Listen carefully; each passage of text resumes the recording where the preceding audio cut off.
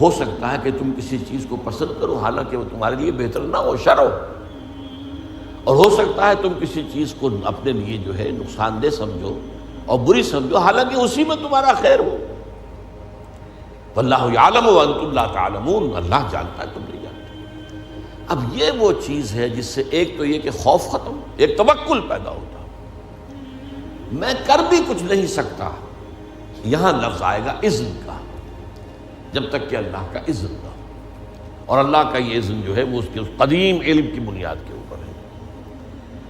اگرچہ ظاہر بات ہے مجھے چوائس تو کیا ہے، اور اپنے چوائس کے اعتبار سے میں یا مورد الزام ہوں گا اور یا مجھے بدلہ اور ثواب ملے گا، اما شاکرم و اما کفورا۔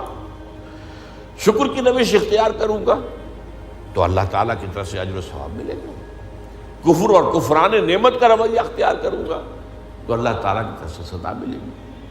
لیکن ظاہر بات ہے ایک جگہ فرمایا ان ربی بما تعملون محیط، یہ اللہ تعالیٰ کی صفت قدرت کا معاملہ، علی کل شیء قدیر ہے اللہ۔ تو جیسا کہ میں نے عرض کیا اس کی قدرت و اختیار کا ایک پہلو وہ تھا جس کو چاہے عذاب دے، جس کو چاہے معاف کر دے، یغفر لمن یشاء ویعذب من یشاء۔ اور اگر میں یہ سمجھوں کہ میں اپنی کوشش اور محنت سے صرف کوئی کام کر سکتا ہوں تو بھی دھوکے میں آ گیا۔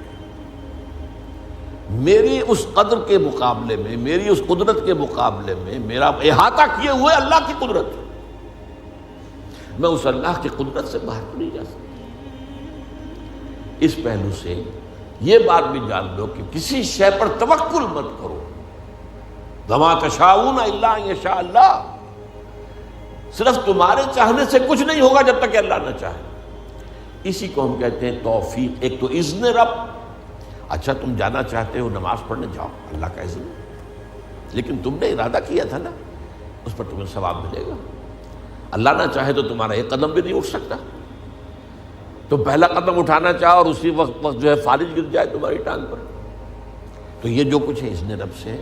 اچھا تم چوری کرنا چاہتے ہو، جاؤ، تمہارا چوائس ہے، لیکن ظاہر بات ہے کہ اس پر جو ہے تمہاری پکڑ ہوگی، لیکن یہ ہے تمہارا فیصلہ۔ اللہ راستہ آسان کر دے گا تمہارے لیے، چوری کا راستہ آسان کر دے گا، جاؤ۔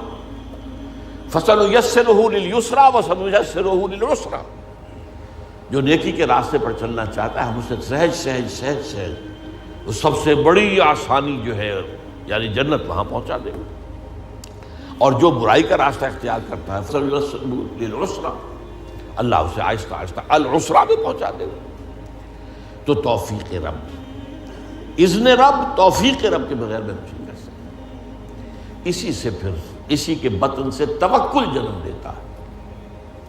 میرے پاس سارے اسباب و وسائل جمع ہیں، رات کو میرا فیصلہ ہے کہ صبح میں نے سفر کرنا ہے، اسلام آباد جانا ہے، گاڑی کی میں نے چیکنگ کروا لی ہے، سب کچھ ہو گیا ہے، اس کے تیل ویل دیکھ لیے ہیں، ٹھیک ٹھاک ہے، پیٹرول کی ٹنکی بھی فل ہے، لیکن اگر آپ نے سمجھا کہ میں چلا جاؤں گا تو آپ دھوکے میں، فریب میں۔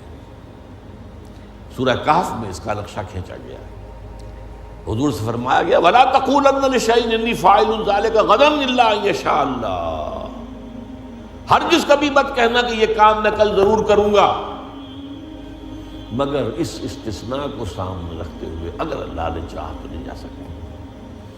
مجھے کیا پتا، وہ تو کہتے ہیں نا کہ there's many a slip between the cup and the lip۔ پہلوانا جب پیالہ تمہارے ہاتھ میں ہے، جب چاہو پی جاؤ دودھ کو، لیکن اس ہاتھ سے لے کر اس لپ تک آنے میں بہت سے مراحل ہیں، اس میں نہ معلوم کتنی مادی قوتیں جو ہیں، فورسز آف دی نیچر جو ہیں اندر موجود ہیں، ان میں سے کوئی انٹروین کر جائے آپ نہیں پی سکتے۔ there is many a slip between the cup and the lip۔ تو یہ در حقیقت تقدیر کا دوسرا پہلو ہے۔ اس کا یہ مطلب نہیں محنت نہ کرو، کوشش کرو، جد و جہد کرو، امکانی حد تک، اگر وہ نہیں کرتے ہو تو تم پکڑے جاؤ گے، لیکن یہ نہ سمجھو کہ تم اللہ تعالیٰ کی قدرت سے آزاد ہو جاؤ گے اور باہر نکل جاؤ گے اور جو چاہو گے کر دو گے۔ وَمَا تَشَاءُونَ إِلَّا أَن يَشَاءَ اللَّهُ إِنَّ رَبَّكَ، اللہ تعالیٰ رب ہے، إِنَّ رَبِّي بِمَا تَعْمَلُونَ مُحِيطٌ، احاطہ کیے ہوئے اللہ، بما یعملون محیط دو دفعہ قرآن میں، اور ایک مرتبہ تعملون محیط، احاطہ ہے تمہاری اس قدرت سے باہر۔ جیسا کہ میں نے کہا اللہ تعالیٰ کی قدرت ہے وہ چھائی ہوئی، ان اللہ علی کل شیء قدیر، وہ ہر شے کو محیط ہے، گھیرے میں لیے ہوئے۔ تو یہ ہے در حقیقت وہ ہمارے لیے عقیدہ تقدیر، اس اعتبار سے وہ علم قدیم اور اس میں جو کچھ طے ہے یہ ہمارے لیے سب سے بڑی نعمت ہے۔ اگر اس کا جو سبق ہے سمجھنے کے لیے تو میں نے کہا صرف ایک فارمولہ کافی ہے، وہ پری نالج ہے، پری ڈیسٹینیشن نہیں ہے۔ البتہ یہ کہ اس کے اندر انسان کی جو چوائس ہے شاکلہ کے اندر شاکلہ کی حد تک پری ڈیسٹینیشن ہے، لیکن اس شاکلہ کے اندر ایک فری چوائس ہے، اما شاکرا و اما کفورا۔ آپ جو راستہ بھی اختیار کرنا چاہیں اللہ نے اس کی آپ کو، تبھی یہ سارا معاملہ ہے، تبھی آپ معلوم ہے قرآن مجید کا فلسفہ زندگی کیا ہے، خلق الموت والحیات لیبلوکم ایکم احسن عملا۔ یہ ابتلا کا دور ہے، یہ دنیا کی زندگی امتحان کا دور ہے۔ قلزم ہستی سے تو گمراہ ہے مانند حباب، اس زیاں خانے میں تیرا امتحان ہے زندگی۔ اور یہ کہ ظاہر بات ہے اللہ نیکوکاروں کو جزا دے گا، اجر و ثواب ہوگا۔ اس نے اخروی زندگی میں اس دنیا کے اعمال کے نتائج کا سامان کر رکھا ہے، جس کو کہتے ہیں اللہ تعالیٰ نے اعد لہم نارا سعیرا، یا ایسے ہی الفاظ ہیں، تیار کر رکھی ہے وہ بھڑکتی ہوئی آگ بھی، اور اللہ تعالیٰ نے جنت بھی تیار کی ہوئی ہے، سجائی ہوئی ہے، اور اہل ایمان کے استقبال کے لیے بے قرار ہے۔ اس اعتبار سے یہ عقیدہ ہمارے لیے جو ہے یہ بہت سی چیزوں سے، اس کو بڑے پیارے انداز میں اقبال نے کہا ہے، برو کشید ز پیچا کے ہست و بود مرا، اقدہا کے مقام رضا کشود مرا۔ یہ اللہ کی رضا پر راضی رہنا، اس نے مجھے کیسی کیسی الجھنوں سے نجات دے دی۔ وہ پیچ و تاب، وہ فرسٹریشن، وہ اندر ہی اندر کا غصہ، وہ اندر ہی اندر صدمہ، وہ مایوسی، وہ بددلی، نجات مل گئی۔